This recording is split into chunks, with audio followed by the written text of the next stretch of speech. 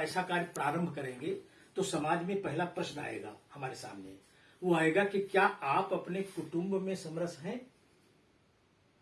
क्योंकि समाज की परिवार इकाई नहीं है। हम लोगों ने एक विषाक्त वातावरण में परिवार को ही इकाई मानकर अपने को रोक लिया है। कुटुंब हमारी इकाई है जो समाज से सीधे जुड़ी हुई है। क्या हमारा कुटुंब समरस है?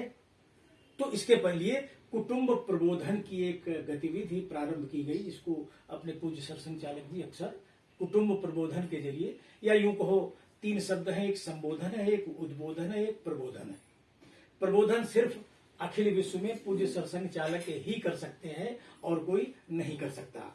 उद्बोधन सभी विद्वत जन अपने अपने उद्गार, अपनी अपने अंदर की भावनाएं प्रकट कर सकते हैं। संबोधन सार्वजनिक जीवन में 3 धाराओं से युक्त अपने तिरंगे को मानने वाले और राजनीति करने वाले लोग संबोधन की भाषा बोलते हैं। माने हर तरह के लोग मेरे सामने बैठे हैं, ऐसी बात बोलो जिसमें सब खुश हो जाए।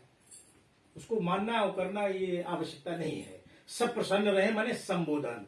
हम सब उद्बोधन के दायरे में कार्य करने की योजना, जब कुटुंब का प्रबोधन करेंगे तो समाज में हमारे प्रयास समरस भी होंगे और हम उस कार्य में सफल भी होंगे।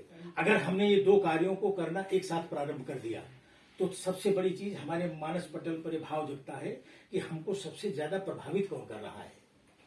तो ऐसा शब्द आता है कि पर्यावरण यानी वातावरण हमको सीधे प्रभावित कर रहा है।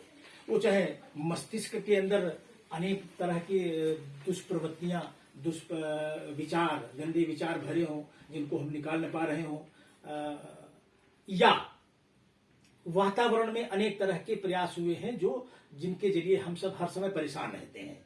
तो जब 2 काम ही हम करने लगेंगे तो तीसरा कार्य मेरे संज्ञान में आएगा, अपने पर्यावरण का संरक्षण करना और उसका संवर्धन करना।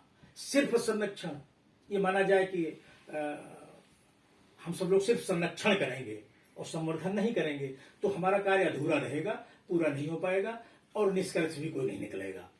यह 3 कार्य 3 गतिविधियों के रूप में अनिवार्य रूप से जब प्रकट किए गए, अगर ये कोई व्यक्ति, कोई स्वयंसेवक, कोई विद्वान, कोई सज्जन शक्ति जो आप लोग बैठे हैं, ये 3 कार्य अपना कार्य करते करते भी कर सकते हैं। इसके लिए अलग से समय निकालने की कोई जरूरत नहीं है। सिर्फ हमें मस्तिष्क में एक विचार धारण करके अपने कार्य के साथ इनको भी जोड़ लेना है। जो भी मेरे संपर्क में आएगा या जिसके संपर्क में मैं जाऊंगा, मैं ऐसे प्रयास करूंगा, ये संकल्प लेना है बस। अगर मैं 3 कार्यों में अपनी ऊर्जा को व्यय करने का मन बना लूं, संकल्प ले लूं, तो मेरे अंदर एक स्व जागृत होगा आंतरिक पटल पर।